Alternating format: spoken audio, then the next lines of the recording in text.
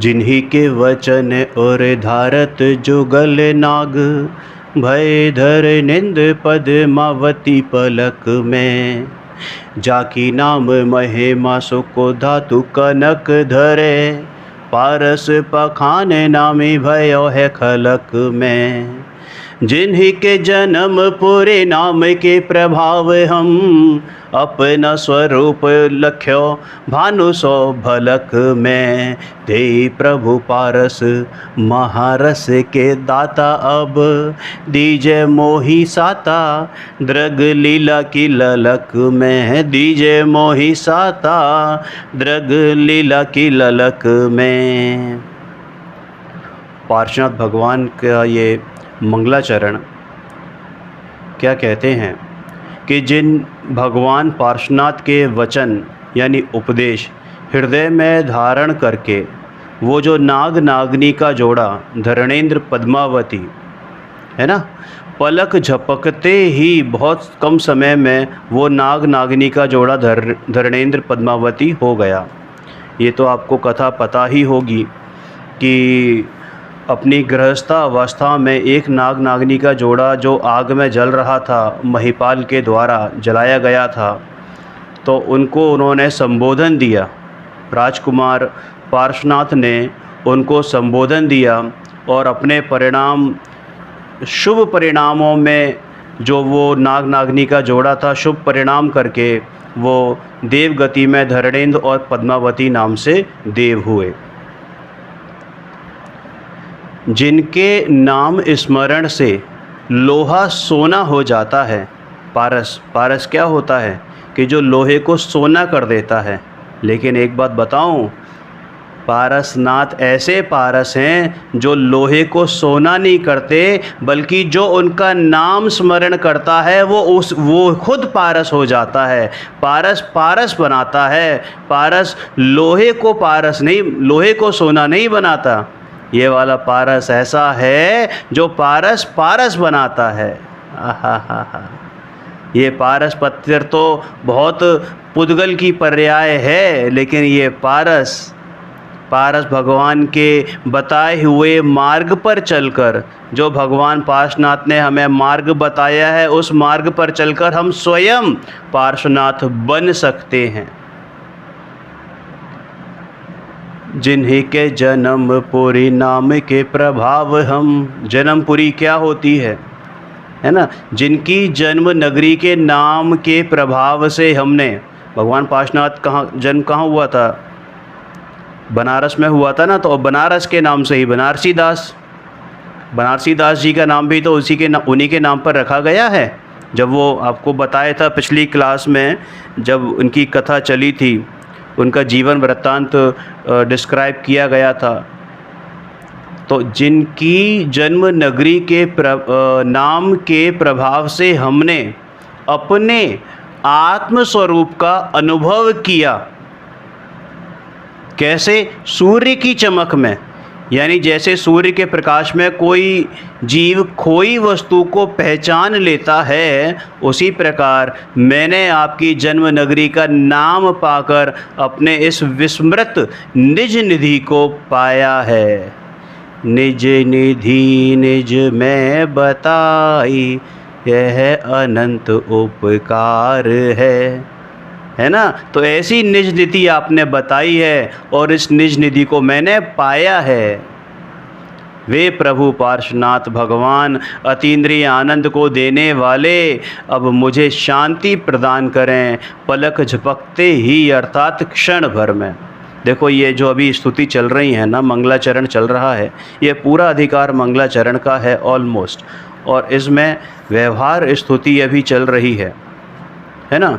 जो भी साधक होता है ना, उसको ये भाव आए बिना रहता ही नहीं है, ये बहुमान आए बिना रहता ही नहीं है। अपने भगवान के प्रति जो कृतज्ञता है, उसका भाव, उसका बहुमान आए बिना रहता ही नहीं है। तो वो गाहे बगाहे अपने शब्दों में व्यक्त हो ही जाता है।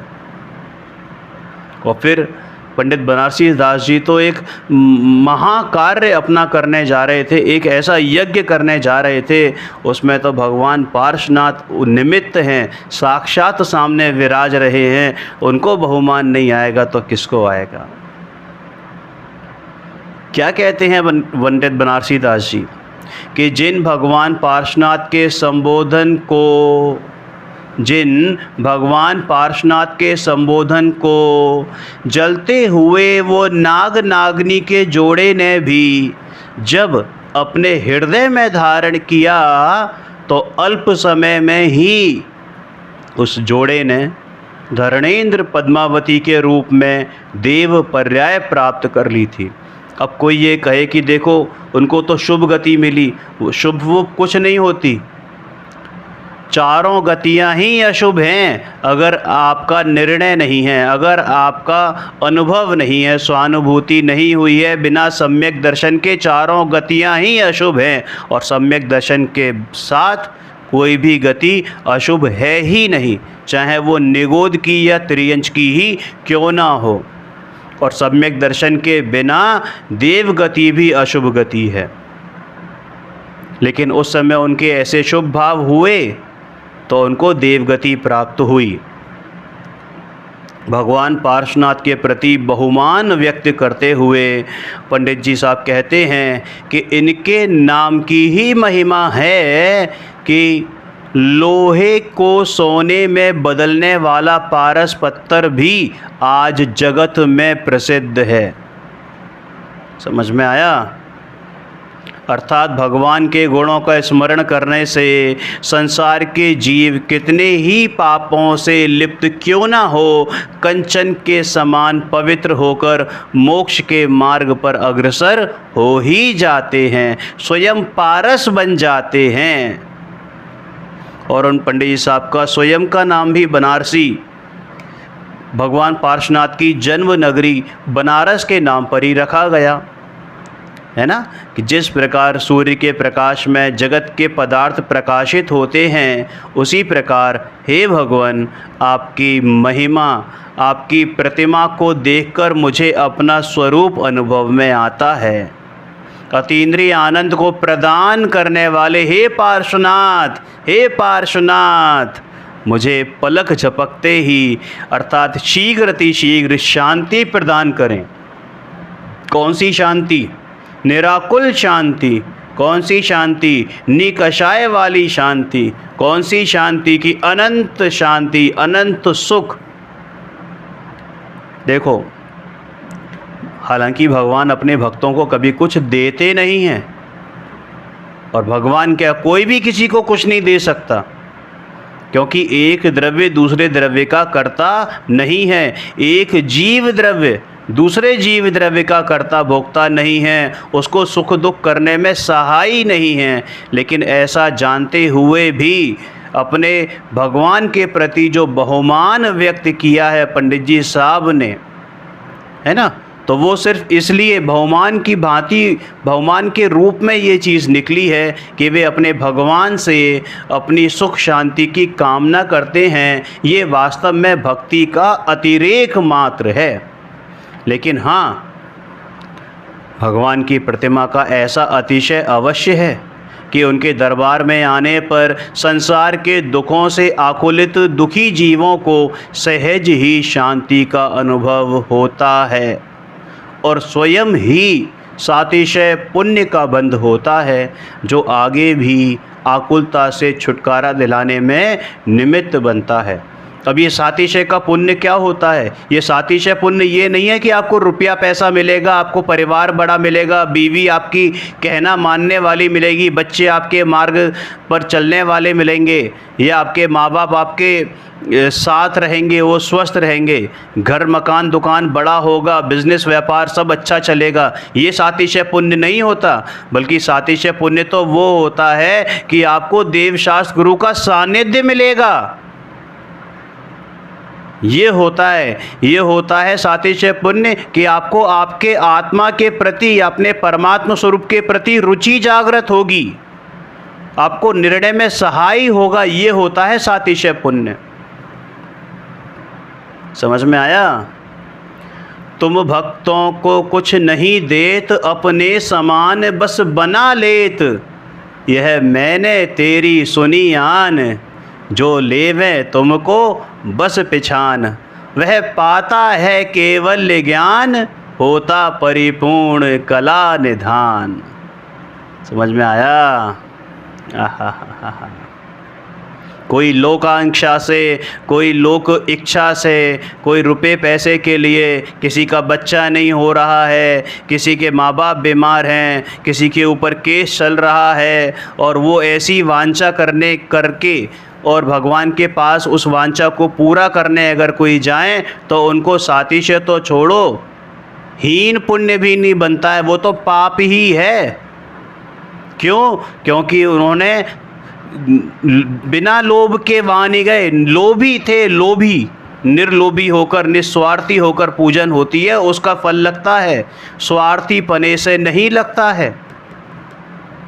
और ऐसा अगर पुण्य बंधेगा भी तो इतना हीन होगा कि जिसका मालूम ही नहीं पड़ेगा कि वो पुण्य था भी या नहीं था। समझ में आया? देखो आगे बढ़ें। छंद नंबर 4। अविनाशी अविकार परम रस धाम है, समाधान सर्वंग सहज अभिराम है। अविनाशी अविकार परम रस धाम है, समाधान सर्वंग सहज अभिराम है। शुद्ध बुद्ध अविरुद्ध अनादि अनंत है, जगत शिरोमणि सिद्ध सदा जयवंत है। देखो पिछले श्लोकों में भगवान पार्श्वनाथ के रूप में पंडित जी साहब ने अरिहंत भगवान की स्तुति की है, और अब वे सिद्ध भगवान की स्तुति करते हैं।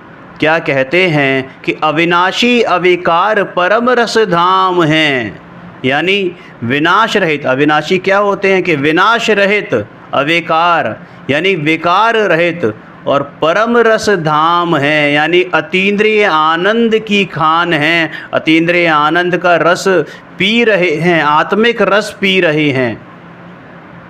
समाधान सर्वंग सहज अभिराम हैं, यानी कि समाधान स्वरूप यानी निशंक स्वरूप हैं, सर्वांग से, है ना, सहज बहुत रमणीय हैं, ऐसे अभिराम हैं।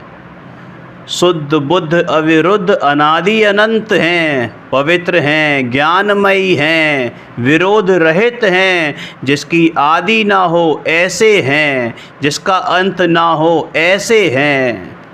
और जगत शिरोमणि सिद्ध सदा जयवंत हैं। लोकाग्र विराजे, लोकाग्र विराजे निज में जा, वो लोकाग्र में विराजते हुए सिद्ध परमेष्ठी, लोक के सिरताज, जगत शिरोमणि सिद्ध भगवान, आपकी जय जयकार हो, जयवंत हो, जयवंत हो, जयवंत हो।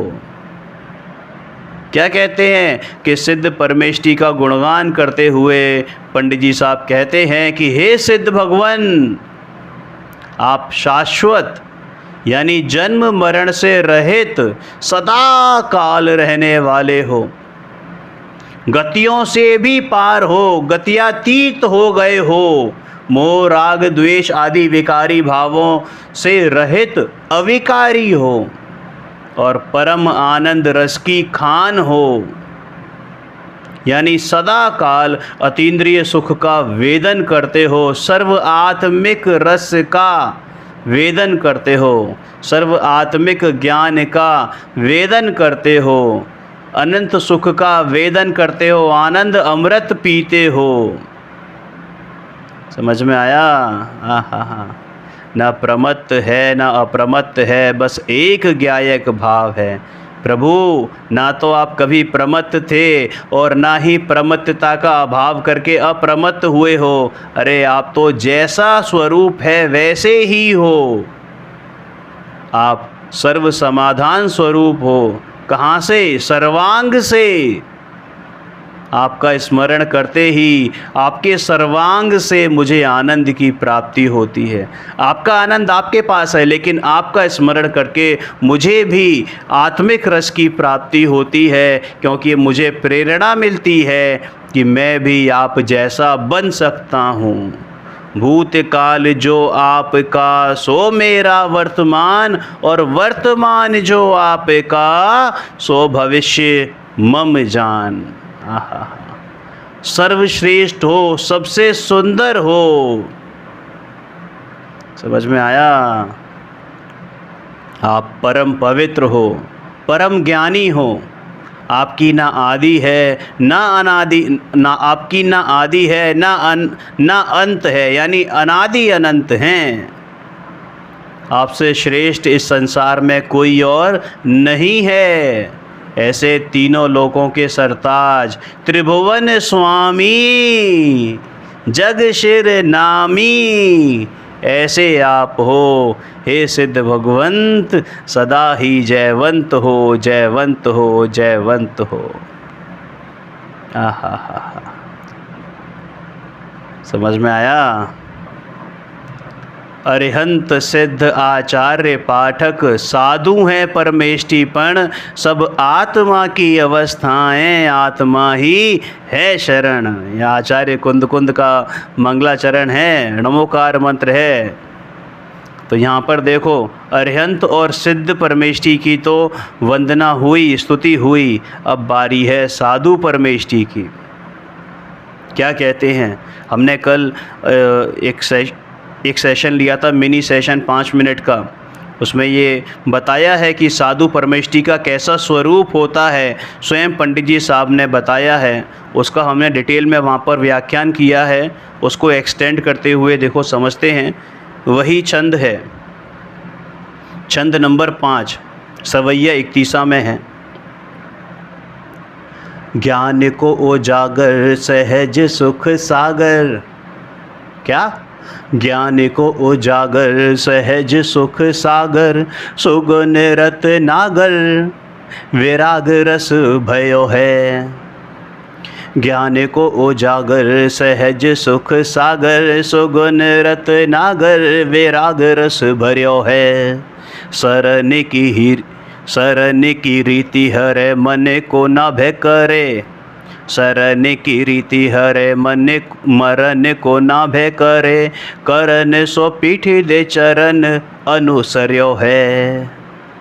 धर्म को मंडन भरम को विहंडन है, धर्म को मंडन भरम को विहंडन है। भरम मतलब भ्रम, और विहंडन मतलब उसका खंडन करने वाले, और धर्म का मंडन करने वाले। धर्म को मंडन भरम को विहंडन है, परम नरम है के कर्म सोलर्यो है। ऐसो मुनि राज भुव लोक में विराजमान, ऐसे मुनि राज भुव लोक में विराजमान, निरखी बनारसी नमस्कार कर्यो है, निरखी बनारसी नमस्कार कर्यो है। एक बार फिर पढ़ते हैं। बहुत आनंद है, आनंद ही आनंद है। ये छंद ऐसे हैं जिसमें आपको आनंद में डूबना है। छोड़ो क्षयोपशम की बातें, क्षयोपशम की बात पुरानी, अपने आत्मा की बात करो। यही बात सिर्फ आपको आपके मुक्तिपुरी तक ले जाने में सक्षम है। यही भाव, अंदर अनुभव का भाव। आहा हा हा, देखो तो सही क्या कहते हैं साधु परमेष्टि का की स्तुति करते समय, उनकी वंदना करते समय, उनका बहुमान करते समय। और ये साधु परमेष्टि की स्तुति भी है और साथ में उनके लक्षण भी हैं कि कैसे साधु परमेष्टि होते हैं जो वंदनीय होते हैं। हम हर किसी को साधु परमेष्टि नहीं मान सकते। चाहे किसी ने कपड़े उतार दिए तो इसका मतलब ये नहीं है कि वो साधु हो गया। अरे उसके लक्षणों से पहचान करो। ठीक है, अंतरंग लक्षण नहीं पहचान सकते कि अनुभूति है या नहीं है, लेकिन कम से कम बाहरी लक्षणों से तो पहचान कर सकते हो, तो करो। क्या कहते हैं? ज्ञान को उजागर सहज सुख सागर, सुगुन रत्नागर विराग रस भर्यो है। शरण की रीति हरे मरण को ना भय करे। करन सो पीठी दे चरण अनुसर्यो है। धर्म को मंडन भरम को विहंडन है। परम नरम है के करम सोलर्यो है। ऐसो मुनि राज भुव लोक में विराजमान। ऐसो मुनि राज भुव लोक में विराजमान। निरखी बनारसी नमस्कार कर्यो है। निरखी बनारसी नमस्कार कर्यो है। ज्ञान को उजागर यानी ज्ञान को उजागर करने वाले, ज्ञान को प्रकाशित करने वाले यानी ज्ञान के प्रकाशक। सहज सुख सागर यानी सहज सुख के समुद्र। अब ये सहज सुख क्या होता है कि जो मेरा स्वभाव है, मेरे स्वाभाविक सुख, जिसके लिए मुझे कोई फोर्सफुली कहीं से सुख उत्पन्न नहीं करना, जो मेरा स्वभाव है, जो मेरा अतीन्द्रिय सुख है, उसके समुद्र हैं। सुगुन रत्नागर, रत्नाकर, रत्नाकर क्या होता है? रत्नाकर, जहाँ पे गुणों की खान, रत्न जहाँ पाए जाते हैं ना, रत्न जहाँ पाए जाते हैं, तो भाई कैसे रत्न है कि अनंत गुण रूपी रत्न हैं, सुगुणों की खान हैं, वैराग्य रस से भरे पड़े हैं। और शरण की रीति हरे यानी शरण की रीति को हरने वाले हैं। मरण के भय से रहित हैं। इंद्रिय विषयों से पीठ दिखाते हैं यानी विरक्त हैं। और चारित्र का अनुसरण करते हैं। धर्म को सुशोभित करने वाले हैं। भ्रम का खंडन करने वाले हैं। अति नम्र होकर कर्मों से लड़ते हैं। हे मुनिराज, तीनों लोक में विराजमान हैं। उन्हें देखकर ये बनारसी दास नमन करता है। ये बनारसी दास नमन करता है। तो ऐसे हैं पंडित जी साहब जिन्होंने अपने साधु परमेष्टियों को नमस्कार किया है। क्या कहते हैं वो कि जो ज्ञान के प्रकाशक हैं, क्या हैं? ज्ञान के प्रकाशक हैं, अर्थात जगत के संतप्त जीवों को ज्ञानामृत का पान, ज्ञानामृत का यानी ज्ञान अमृत का पान कराने वाले हैं, जो सहज आत्मिक सुख के सागर हैं। ऐसे साधु परमेष्टि, अर्थात जो अपने समता रूपी वचनों से जगत के जीवों को शांति प्रदान करते हैं, जो गुणों रूपी मड़ियों की खान हैं, यानी रत्नात्रय, सम्यक दर्शन, सम्यक ज्ञान, सम्यक चारित्र रूपी मड़ियों की खान हैं। ऐसे रत्नाकर हैं। पंचेंद्रिय के विषयों से विरक्त होने से वैराग्य रस से सरोबार हैं। दिगंबरत्व धारण करने से जो किसी के आश्रित नहीं हैं, इसलिए उनको मरण का भी भय नहीं है। जंगलों में निवास करते हैं, वनचारी हैं। संसार शरीर और भोगों से विरक्त होकर सम्यक रूप से चारित्र का पालन करते हैं। समझ में आया? आहा, जिनसे धर्म महिमा मंडित होता है, धर्म की महिमा आती है, महिमा मंडन होता है, या जो धर्म की शान है, देहादिक समस्त पर पदार्थों को अपना मानने रूप भ्रम का खंडन करने वाले हैं, जो कर्मों को द्वेष पूर्वक क्षय नहीं करते कि मुझे कर्मों को भगाना है, मुझे कर्मों को भगाना है, नहीं। स्थित लीन निज में ही रहूं, सब आश्रमों का क्षय करूं। वो तो अपने शुद्धोपयोग की पूजा करते हैं। शुद्धोपयोग रूपी अस्त्र से, शस्त्र से वो कर्म अपने आप क्षय होते चले जाते हैं। वे तो स्वरूप में लीन रहने का अभ्यास करते हैं, तो कर्मादिक सहज और स्वयं क्षय होते जाते हैं। ऐसे जितने भी भावलिंगी दिगंबर मुनिराज तीन लोकों में विराजमान हैं, ये बनारसी दास जी उन सभी को परख कर, समझ में आया? ऐसे ही नहीं कोई भी ऐ वही आ गया और उसको नमस्कार, नहीं, परख कर विनय से भाव सहित वंदन करते हैं। समझ में आया? आहा, क्लियर है? चलिए, ओम नमः सिद्धेभ्य। निज निधि निज में बताई, यह अनंत उपकार है, उसके लिए जिन वाणी माँ को वंदना शत बार है।